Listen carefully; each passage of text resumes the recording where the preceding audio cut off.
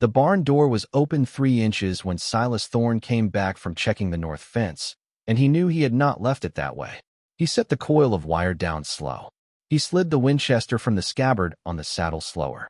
41 years of living on the edge of the Bighorn foothills had taught him that an open door in October was a question, and questions in this country got answered with lead if a man was not careful. He crossed the yard on the balls of his boots.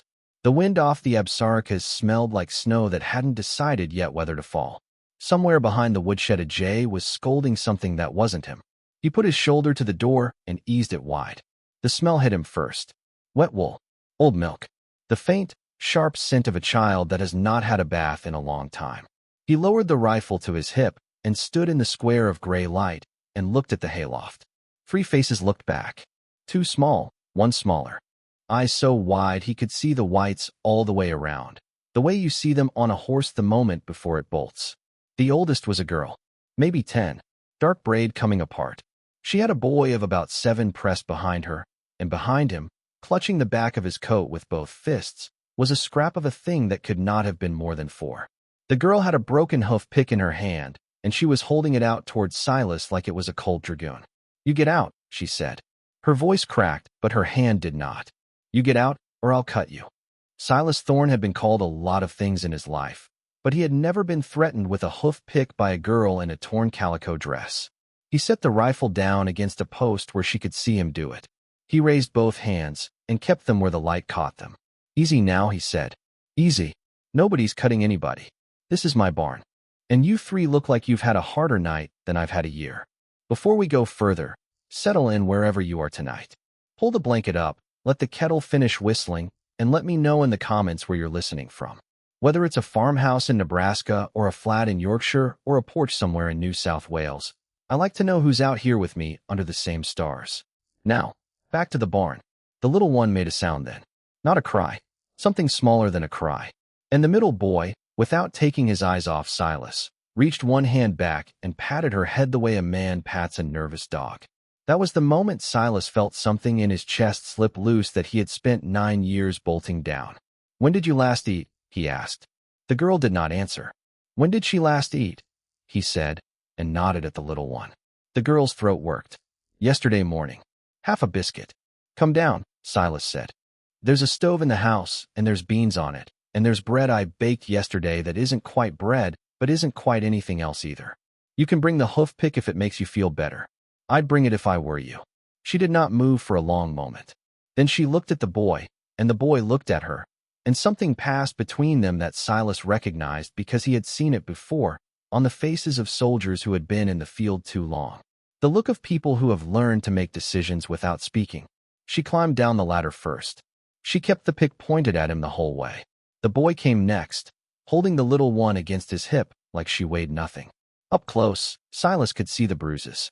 A yellow one on the girl's jaw. A purple one crawling up the boy's wrist under the frayed cuff. The little one had none that he could see, and he understood in that instant that the other 2 had made sure of that. He had known men who took bullets for each other. This was the same currency in a smaller denomination. He walked to the house ahead of them, slow, so they could follow at whatever pace kept the pick lowered. The beans were still warm.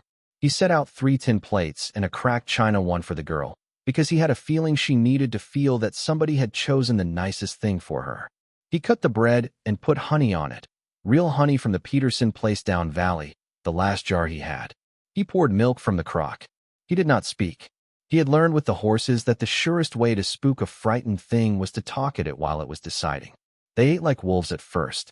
Then, halfway through, the girl stopped. She looked at her sister, who was smearing honey across her whole face with the flat of her hand, and she looked at her brother, who had crammed half a slice of bread in his mouth, and something in her face broke and reassembled itself in the space of a breath. She put her hand over her eyes. "I'm Silas," he said quietly, to the tabletop. "Silas Thorne. This place is mine. 12 years now. I don't have a wife, and I don't have children, and I don't have anyone coming to visit before Thursday when the freight wagon runs. So whatever brought you into my barn, it's got 2 more days before it has to answer to anyone." The girl lowered her hand. "Naomi," she said. "That's Caleb. That's Ruth." "Naomi," he said. "That's a good name. That's a name that goes the distance. You know the Bible?" "I know that one went home, when everyone said she couldn't. Naomi looked at him for a long moment. The pick, he noticed, was on the table now, next to her plate, but her hand was not on it. "Mr. Thorne," she said, "we can work. Caleb can chop. I can cook a little. Ruth is quiet, mostly. If you let us stay in the barn till the snow comes, we'll be gone before you have to feed us in the deep of winter. I swear it on my mama." "Where's your mama?" She looked at her plate. "All right," Silas said. "All right. We don't have to do all of it tonight." He made up the trundle in the back room for the two little ones, and he put Naomi on the settle by the stove with a horse blanket, because he understood, without her having to say, that she needed to be between the door and the babies. He banked the fire. He took his rifle to his own room and set it against the wall where he could reach it, though he no longer thought he would need it against anyone who was already inside the house. He lay a long time in the dark listening. Once, around midnight, he heard the little one whimper and heard Naomi's whisper, soft as a moth, soothing her back down. And Silas Thorne, who had buried his wife and his own infant son 9 years back on the ridge above the creek and had not spoken either name aloud since, turned his face to the wall and wept without sound for the first time since the day he dug the second grave. In the morning, he found the note. It was in Ruth's dress pocket, folded so many times the creases were furred. Naomi had not known it was there. Ruth had held it like a talisman all the way from wherever they had come, and Naomi handed it to Silas across the breakfast table with the flat, tired face of a soldier surrendering a map. The paper was cheap. The hand was educated but hurried. "To whoever finds these children. Their names are Naomi, Caleb, and Ruth Whitfield.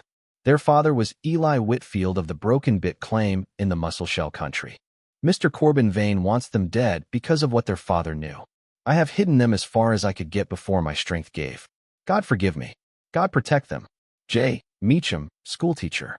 Silas read it twice. Then he folded it and put it inside his shirt against his skin. Corbin Vane. Silas had not spoken the name in 9 years either, but he had known it long before that. Vane owned 3 ranches, 2 banks, and the sheriff of Custer County the way another man owns a good dog.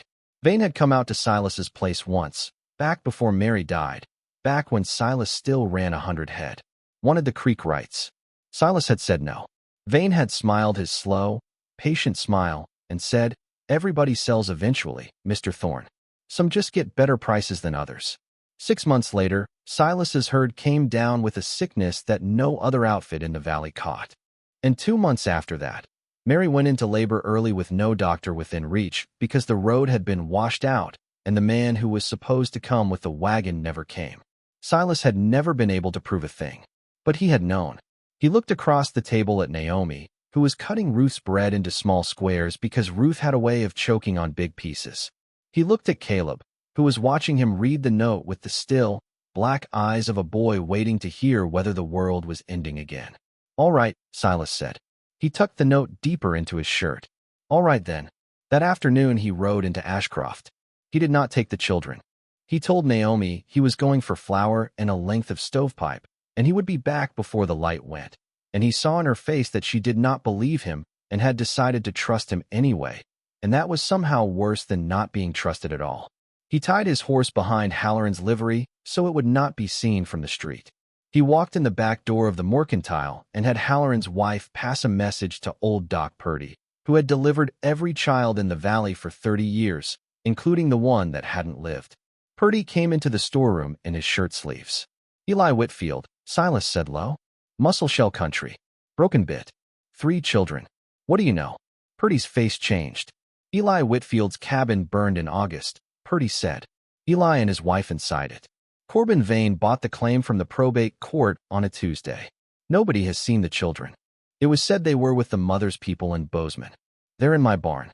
Purdy was quiet a long time. He looked at the flour sacks stacked against the wall as if they might have opinions. "Silas," he said, "you take those children out of this county tonight. You take them to the Crow Agency, to Reverend Two Bulls, and you tell him I sent you, and you do not come back for 6 months. Vane has a man in Ashcroft asking questions. He has been asking about 3 children for 2 weeks. He is offering money. How much? $100 for word. $500 for delivery." Silas felt the old cold thing settle behind his breastbone. The thing he had thought was buried on the ridge with Mary. "Doc," he said, "if I run tonight, Vane hears about it by tomorrow noon. Halloran's boy talks. The postmaster talks. I'd have 3 children on a wagon in open country with a man behind us who owns the roads. Then what will you do? I'll bring him to me. Purdy looked at him a long moment. Silas, you are one man with a Winchester and a piece of paper. I've got more than that now, Silas said, and he did not explain, because he was not sure himself what he meant, only that it was true. He rode home the long way, watching his back trail. He got in past dark. Ruth was asleep in Naomi's lap by the stove. Caleb was whittling something out of a piece of kindling with Silas's second-best knife, which he had evidently been given permission to touch by Naomi, who had evidently decided some things without asking. The house smelled of beans again, and of wood smoke, and of 3 small human beings who had been washed with a rag and warm water. Silas hung his coat and said, Naomi, when you're done with Ruth, I need to talk to you like you were grown. She nodded once, unsurprised. She had, he understood, been grown for some time. I want to ask you something before we go on. If you had been Silas that night, a man with an old grief and a lonely house and a name on a piece of paper that could get him killed, would you have run for the Crow Agency in the dark? Or would you have stood on your own land and made them come to you? Sit with that a moment. Tell me in the comments what you'd have done. I think I know. I think that's why you're here. She put Ruth in the trundle. She came back and sat across from him at the table and folded her hands the way a woman folds hands, not a child. He told her plainly. He told her about Vane. He told her about the note, and about her father's claim, and about the $500, and about the man asking in Ashcroft. He told her that running was worse than staying because running was open country and staying was walls he knew. He told her that if she wanted to leave anyway, he would take her to the Crow Agency himself, and he would not stop her. She listened without moving.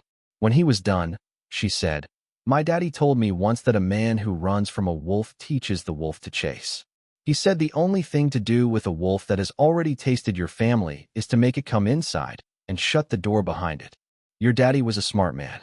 He was, Naomi said. He was smart, and he was kind, and they killed him for a piece of paper. Mr. Thorne, I don't want to run anymore. Silas, he said, if we're going to do this, you call me Silas. Silas. All right, Naomi Whitfield. Then here's what we do. They came 4 nights later, in a cold rain, the kind that stripped the last leaves off the cottonwoods along the creek. Silas had counted on the rain. Rain covered tracks both ways. Rain made a man in a fine oilskin coat overconfident about the sound of his own footsteps. There were 3 of them. Vane had not come himself. He had sent his foreman, a lean, pale-eyed man called Ridley, and 2 hands who did his hard work. They had ridden up the wagon track slow, expecting no trouble, because a widower and 3 orphans do not, on paper, add up to trouble. The barn was dark. The house was dark. The lantern in the kitchen window had been snuffed 20 minutes before, when Silas had heard the first hoofbeat through the ground under his palm, where he had pressed it to the barn floor. Naomi was in the root cellar with Caleb and Ruth, the trapdoor covered with a rag rug, the rug covered with the kitchen table. Naomi had a loaded pepper box that Silas had shown her how to fire that afternoon out behind the woodshed, until she could put 3 of 6 into a coffee tin at 10 paces. She was 10 years old, and her hand did not shake.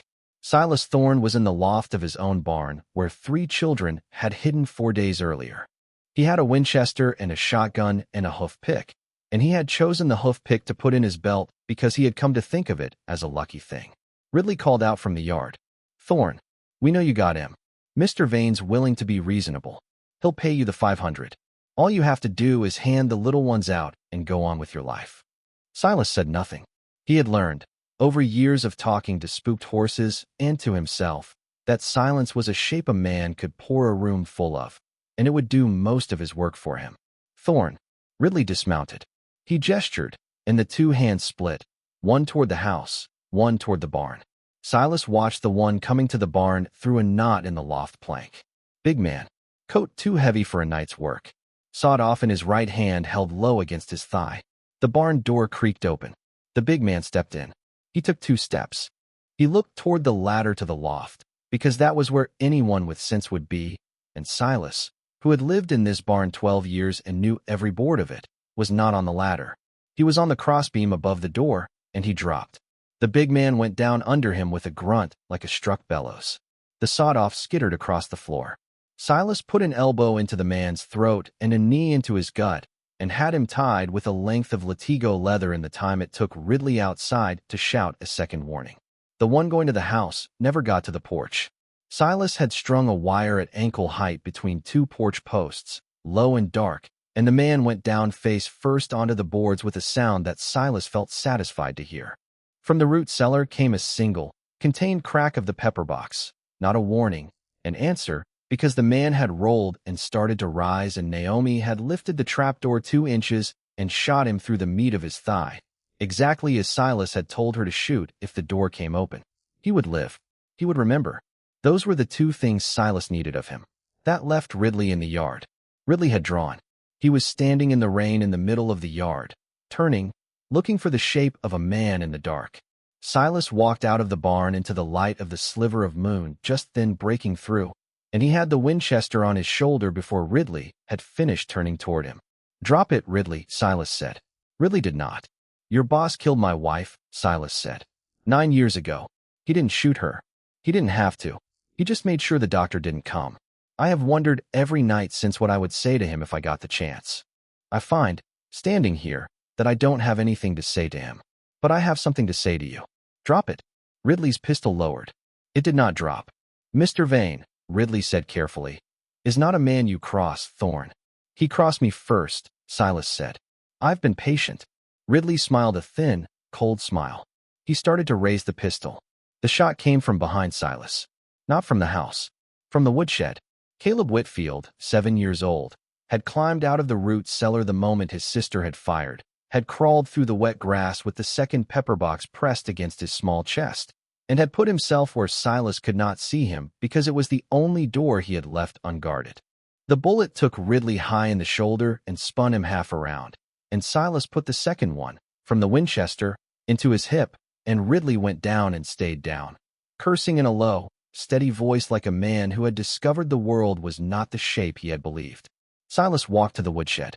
Caleb was sitting in the mud with the pepper box in his lap and his eyes very wide. "Son," Silas said and knelt. "Son, that was not your job." "Naomi said," Caleb whispered. "Naomi said we look after each other. She said that's the rule." Silas gathered the boy up out of the mud and carried him inside. The rain stopped an hour before dawn. Silas had the 3 men tied in a row in the barn where the children had first hidden. He had sent Halloran's boy, who had come at first light for the milk delivery, back to town with a folded note for Doc Purdy and another for the U.S. Marshal in Miles City, whom Purdy had wired the day before at Silas's request, because Silas Thorne had spent 4 days doing more than waiting. Inside the house, Naomi was sitting on the settle. Ruth was asleep against her ribs. Caleb was wrapped in a blanket by the stove, dry now, warm now, watching Silas move around the kitchen with the flat, still eyes of a child who had done a hard thing and did not know yet what to do with the shape of it inside him. Silas set a mug of hot milk on the arm of the settle by Naomi's hand. He put his own hand, briefly, on the crown of her head. "You did what you had to do," he said. "Both of you. Neither of you should have had to. That's on Vane, and I'll see it laid there." Naomi looked up at him. "Are we going away now?" she said. "After. When they take him." Silas looked at her a long moment. "Naomi," he said, "this is my house. There are 3 empty rooms in it. There is a piece of land out back with a hill on it and 2 graves and enough room, if you want it, for you and Caleb and Ruth to have a place that no man takes from you again.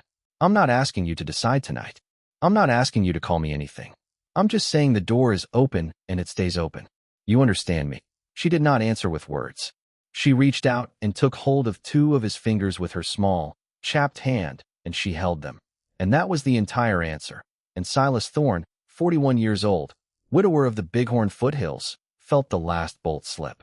If this story has found a soft place in you tonight, if you've lost someone, if you've raised a child alone, if you know what it is to have a house too quiet for too long, then you are exactly who I write these for. A quiet like and a subscribe tells me to keep going.